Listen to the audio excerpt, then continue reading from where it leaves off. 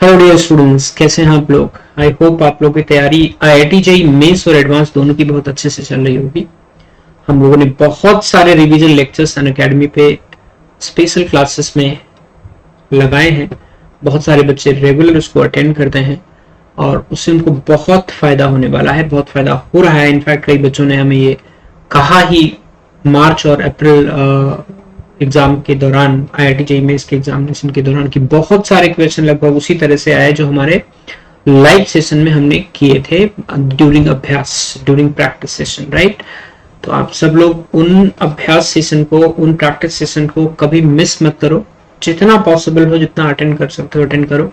उससे बहुत फायदा होने वाला है जेईई एडवांस और जेईई मेंस में, राइट। बच्चों, कई बार कई सारे चैप्टर्स में कुछ कुछ चीजें ऐसी रह जाती हैं जो हम ओवरलुक कर देते हैं और जो कई बार बहुत इंपॉर्टेंट पॉइंट की तरह निकल के एग्जाम में आती है, राइट। ऐसा ही हमारे फिजिकल केमिस्ट्री में एक चैप्टर है आयनिक इक्विलिब्रियम। एक समुद्र है ये, जितना पढ़ो उतना कम है। एक स्टूडेंट की सबसे बड़ी प्रॉब्लम ये रहती है कि शुरुआत में उसको बड़ा अच्छा लगता है, बड़ी आसान आसान सी कंसेप्ट होती है, लेकिन जैसे जैसे आगे बढ़ते हैं कंसेप्ट की डेप्थ को समझना थोड़ा डिफिकल्ट हो जाता है। इस चैप्टर में एक ऐसा छोटा सा सब टॉपिक है जो नॉर्मली हम लोग इसे ओवरलुक कर देते हैं। इसे कहते हैं आइसोहाइड्रिक सॉल्यूशंस। आइसोहाइड्रिक सॉल्यूशन क्या होता है, इनका पीएच, अगर ऐसे दो सॉल्यूशंस को मिक्स कर दिए जाए तो उनकी पीएच पे या उनकी डिग्री ऑफ डिसोसिएशन पे क्या फर्क पड़ता है, इसके बारे में मैं आपको बताने वाला हूँ। जैसा कि इसके नाम से क्लियर है, नॉर्मली आइसो वर्ड हम लोग यूज करते हैं इक्वल के लिए। तो ऐसे दो solutions, two solutions equal solution की बात कर रहे हैं, having same H ion concentration.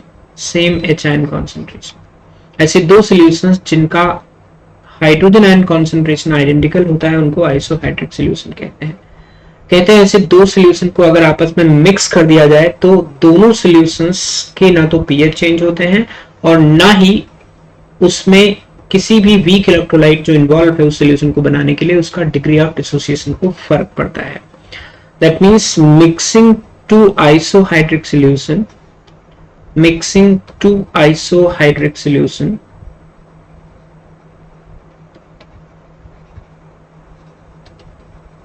will not affect pH of either solution nor the degree of dissociation, ना तो उनका डिग्री ऑफ डिसोसिएशन चेंज होता है, ना ही उनमें से किसी सॉल्यूशन का पीएच। बड़ी आसान सी बात है बच्चों इस बात को समझना। जैसे मान लीजिए हमारे पास कोई भी एसिड है, लेट्स से एसिटिक एसिड है।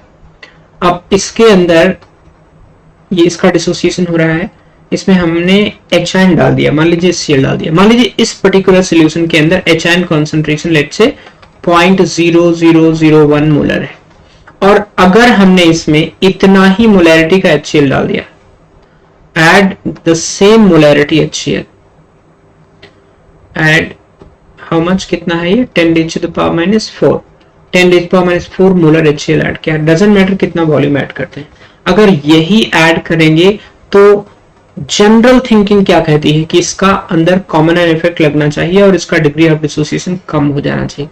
अरे भाई, कॉमन आयन इफेक्ट तो तब लगेगा जब कॉमन आयन की कॉन्सेंट्रेशन अधिक होगी, यानी आप H+ ऐड करोगे। 10⁻⁴ molar H+ containing acetic acid solution में आपने 10⁻⁴ मोलर H+ ऐड किया है, यानी सेम कॉन्सेंट्रेशन एच आयन का है। तो इन दोनों सॉल्यूशंस को, ना इसको पता ही नहीं चलेगा कि हमें आपस में एक दूसरे को ऐड किया गया है, बिकॉज दोनों में H+ कॉन्सेंट्रेशन आइडेंटिकल है। तो there will be no common ion effect, यानी कि इक्विलिब्रियम पे कोई फर्क नहीं पड़ेगा, वैसे ही कॉन्सेंट्रेशन वैसी की बनी रहेगी एच आयन की। यानी कि ऐसे दो सॉल्यूशन को मिक्स करने पर किसी का अल्फा चेंज नहीं होता है, किसी पे कोई कॉमन आयन इफेक्ट नहीं लगता है। जैसे मान लीजिए हमारे पास दो एसिड हैं, एक HA है और एक HB है। इसका Ka1 है डिसोसिएशन कांस्टेंट, इसका Ka2 है। इसकी कॉन्सेंट्रेशन C1 ले लो, इसकी कॉन्सेंट्रेशन C2 ले लो। अब इन दोनों को आइसोहाइड्रिक होने के लिए H+ coming from HA must be equal to H+ coming from HB। तो क्या मैं इसको ऐसे लिख सकता हूं, अगर मैं दोनों की प्रेजेंस में अल्फा को नेग्लेक्ट करते हुए यूं लिखूं, this will be Ka1C1 square root must be equal to square root Ka2C2. That means Ka1C1 must be equal to Ka2C2 for the two solutions to be isohydric. यानी इन condition में जब Ka1C1 और Ka2C2 बराबर हो तो दोनों से आने वाला H प्लस आइडेंटिकल होगा और दोनों एक दूसरे पे कॉमन एन इफेक्ट नहीं लगा पाएंगे, राइट? तो जैसे एग्जांपल के लिए मैं यहां पे ले लूं, let's say consider the following solutions. जैसे मान लो A है मेरे पास 0.0001 molar HCl, part B 10⁻⁻² molar HA, एक वीक एसिड है। Ka मान लेता हूं लेट से 10⁻⁻6 मोलर, SaC 10⁻⁻² मोलर, रादर थोड़ा चेंज कर देता हूं इसके अंदर 0.1 molar HB, only HB not HBr, इसका Ka दिया है 10⁻⁻7 molar. Which of these on addition will not affect pH and alpha दोनों? अब वही कंडीशन है कि अगर इनमें से जो दो एसिड या तीन एसिड जिनका अंदर आने वाला एचआयन आइडेंटिकल होगा, उन दोनों को मिक्स करने पे कोई फर्क नहीं पड़ेगा, they will be acting like isohydric. तो यहां से देख सकते हैं, यहां से तो डायरेक्टली आप लिख सकते हैं H plus concentration is equal to 10⁻⁴ molar. ऐसे सेकेंड केस में भी आप लिख सकते हैं H plus is equal to √Ka1 into C1, that is 10⁻² into 10⁻⁶, 10⁻⁴ molar आ गया। ऐसे थर्ड केस में भी लिख सकते हैं आप H plus is equal to √10⁻⁷ into 0.1, ये भी 10⁻⁴ आ गया।